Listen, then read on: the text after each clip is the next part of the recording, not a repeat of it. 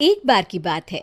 एक महानगर में मयंक नाम का आदमी अपनी पत्नी गौरी और बेटे गोलू के साथ रहता था। पिताजी, आप? हाँ बेटा, कल गौरी ने तो मुझे फोन करके बुलाया। अच्छा पिताजी, आराम कर लीजिए थोड़ा। पिताजी आराम करने अपने कमरे में चले जाते हैं, लेकिन मयंक गौरी के पास जाकर उससे पूछता है, गौरी, तुमने बाबूजी को बुलाया? हाँ, मैंने उन्हें कल ही फोन किया था। इतनी जल्दी आ गए? पर क्यों? गोलू को स्कूल ले जाना, लाना, सब्जी लाना, किराना लाना, पौधों में सुबह शाम पानी डालना, ये सब न तुम्हारे बस का है न मेरे। और इस महंगाई में नौकर रखना तो जैसे पॉसिबल ही नहीं है। हाँ, और नौकर पर इतना भरोसा भी तो नहीं कर सकते। हाँ, तभी तो। अब गोलू का ज्यादा समय दादाजी के साथ बीतने लगा। एक दिन मयंक ऑफिस से बड़े गुस्से में लौटा। ये टीवी इतनी तेज कौन चला रहा है? चौराहे तक आवाज जा रही है। और ये बीच कमरे में चप्पलें क्यों पड़ी है? रखने की तमीज नहीं है। मैं अभी हटा देती हूँ। तुम क्यों हटाओगी? जिसकी चप्पल है वही हटाएगा। बाबूजी, बाबूजी! अरे, ये बाबूजी की चप्पल गोलू ने ही पहनी थी, उससे छूट गई होगी। वो तो बच्चा है, बाबूजी तो हटा सकते थे ना। आप हाथ मुंह धो लीजिए, मैं चाय लेकर आती हूँ। ये लीजिए चाय। बाबूजी, ये आपकी चाय। तभी पीछे से गोलू दौड़ते हुए आता है और दादाजी के गले में हाथ डाल देता है। अरे अरे गोलू, बेटा जल ना जाए हाथ। राम गोपाल जी ने चाय का कप दूर तो कर दिया, पर झटका लगने से वो गिरकर टूट गया। ओ, ये क्या किया बाबूजी? क्या हुआ बेटा? क्या हुआ? और तुम में तमीज है कि नहीं? बाबूजी को स्टील के गिलास में चाय देनी चाहिए थी ना। आप ठीक कहते हैं जी, आज से बाबूजी को स्टील के बर्तनों में ही खाना दूंगी।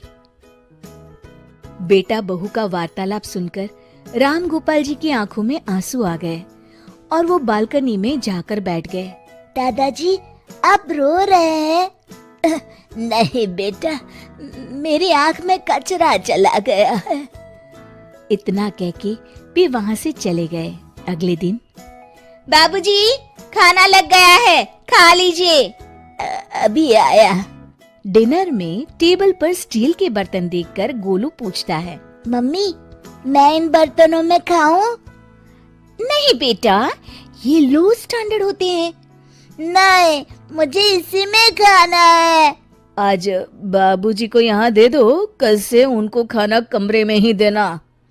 खाना खाते समय गोलू नमक की डिब्बी उठाता है और राम गोपाल जी की प्लेट नीचे गिरकर टूट गई। बापूजी, आप भी हद करते हैं, प्लेट तोड़ दी। 2 दिन पहले ही कप तोड़ दिया था। आंसू छुपाते हुए वो सिर्फ पानी पीकर उठ गए और वहां से चले गए। अगले दिन मयंक ऑफिस जाने लगा।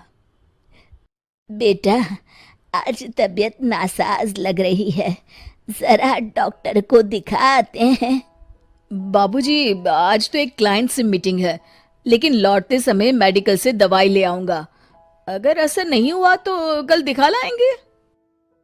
पर बेटा, हाथ पैर दर्द कर रहे हैं, बदन बहुत टूट रहा है। तो आपको कौन सा मजदूरी करने जाना है? पूरे दिन बस आराम ही तो करेंगे आप।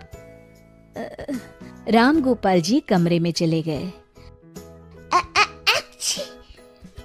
अरे सुनिए जी, पहले गोलू को डॉक्टर को दिखाकर लाइए। लगता है बाबूजी के साथ रहने से इन्फेक्शन हो गया है इसे। बेटा, जब तक दादाजी ठीक नहीं हो जाते तुम उनके पास नहीं जाओगे, समझे? पर पापा, स्कूल तो दादाजी के साथ ही जाना होगा। हाँ जी, आप दोनों को दिखा लाइए ना, तब तक मैं खाना बना लेती हूँ।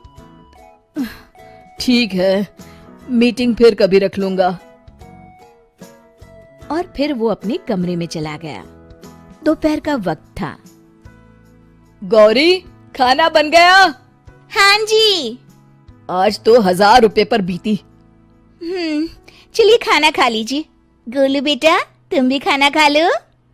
हाँ मम्मा। बाबूजी, मैं अभी बुलाता हूँ। नहीं नहीं, उनको स्टील के बर्तनों में देकर आई हूँ, अंदर है। पर स्टील के बर्तनों में क्यों?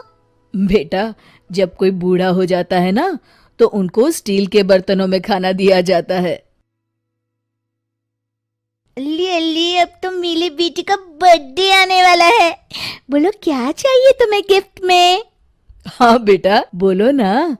माँ, पापा, मुझे स्टील के बर्तन चाहिए। स्टील के बर्तन? वो क्यों भला? वो इसलिए कि जैसे ही आप लोग बूढ़े हो, मैं फौरन आपको उन बर्तनों में खाना देने लगूंगा। फिर मैं और आपकी बहू आपकी ऐसी बेइज्जती ना करे जैसे आप लोग दादाजी की। ये कहकर गोलू रोने लगा। गौरी और मयंक उसकी बात सुनकर सन्न रह जाते हैं। मयंक जल्दी से कमरे की तरफ दौड़ा और बाबूजी के पैर पकड़कर बोला, बाबूजी, मुझे माफ कर दीजिए। बाबूजी को अपने साथ टेबल पर बिठाया और खुद ही उसे खाना परोसने लगा। शिक्षा: हमें अपने माता पिता का और बड़ों का हमेशा सम्मान करना चाहिए।